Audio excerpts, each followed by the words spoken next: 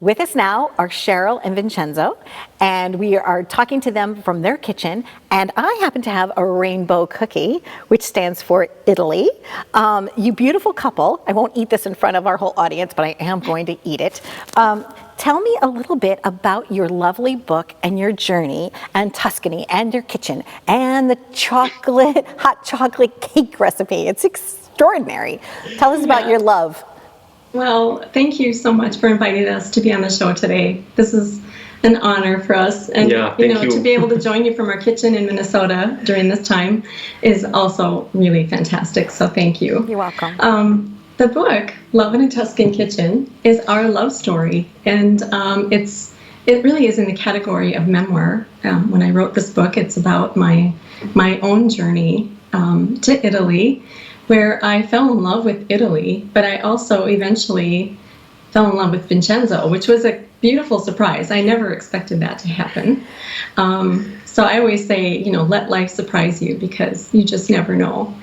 And so the book really chronicles my journey from the time I first went to Italy. That was almost 15 years ago now, to the point where we lived in Italy together. Well, we fell in love after I asked him for the recipe for hot chocolate cake. And then I decided to move to Italy to be with him. And his restaurant was in Chianti, right in the heart of one of the most beautiful places, I think, in Tuscany. And we lived in the tiny little village. It was medieval, walled. And so that experience for me, I just felt like I had to remember every minute. And so I kept notes, I kept a journal, and I kept, how I was feeling, what I was feeling. And that later informed the book. I never really intended to write a book, but people kept telling me I should, because my experience was so unique and really so special. And I never knew when the book was going to end.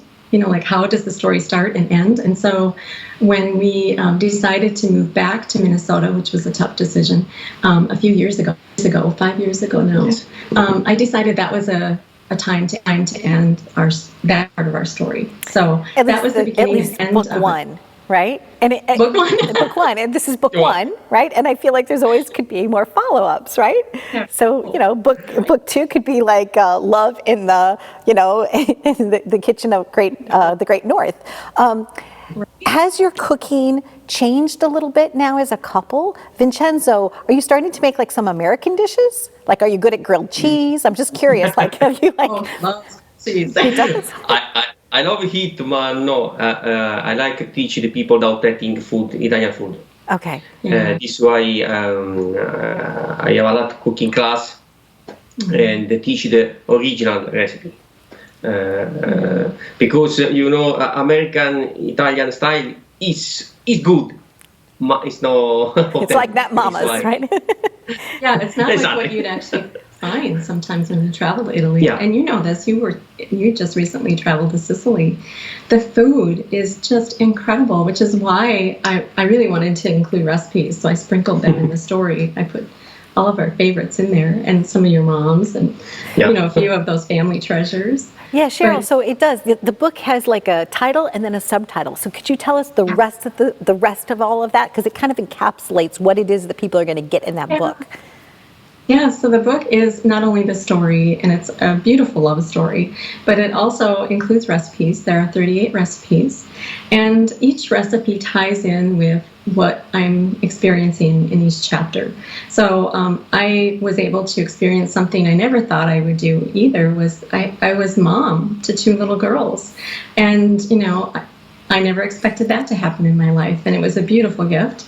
And so in that chapter, I put some of my own mom's recipes, like blondies, which is a very Midwestern thing. Very Midwestern. Comfort food. And so that's a fun chapter. And I understand, it's really interesting to experience that at my age. I was in my 40s when that happened. And when I met Vincenzo and when we got married, I was 44.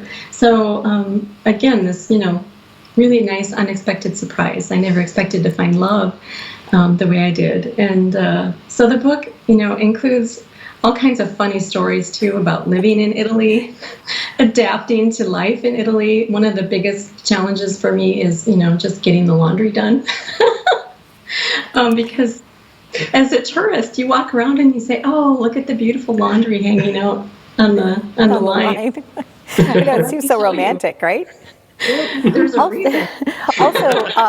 Also, you know what?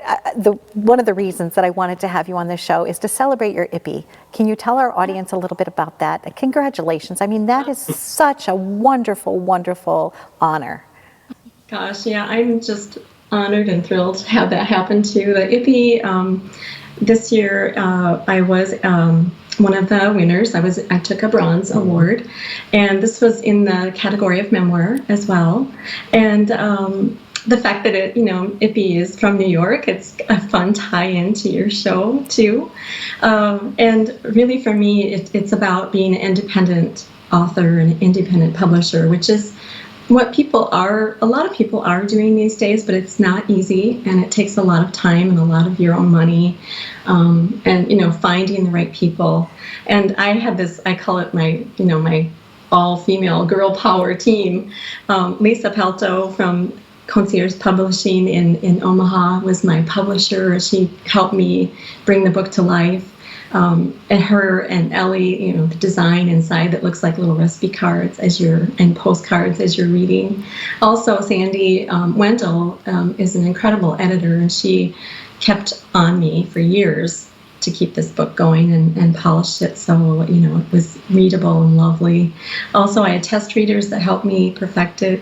And then Paula Wallace is an incredible artist. We've been able to meet her now.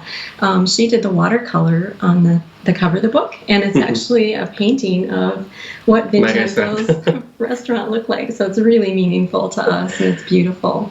Congratulations. Sometimes they say there could be too many cooks in a kitchen, but there's never too many cooks when you're putting a book together. So oh my gosh. Congratulations to you all. I wish you all continued success. I know that you also do travel trips, so if anybody wanted to learn more about those, they could just go to your website to find out more, right? And they could travel with you and really eat authentically. So we were actually planning to be in Tuscany right now. We should be in Cortona. So we've had to postpone that, but we still have it in the works for 21. And it's through my friends at Tuscany Tours, who've become good friends since I first traveled to Italy. They introduced me to Vincenzo. And we're actually doing virtual cooking classes with them too. So definitely check out Lebanon Tuscan Kitchen and TuscanyTourist.com. And talking about virtual, I'm going right to the camera with this. Yay! A virtual bite of goodness. That looks delicious. One appetito. Bye, you kids. Happy journeys to you. Thank you so much for having us on. Bye. Buon appetito. Bye-bye. Baci. Bye-bye. Grazie.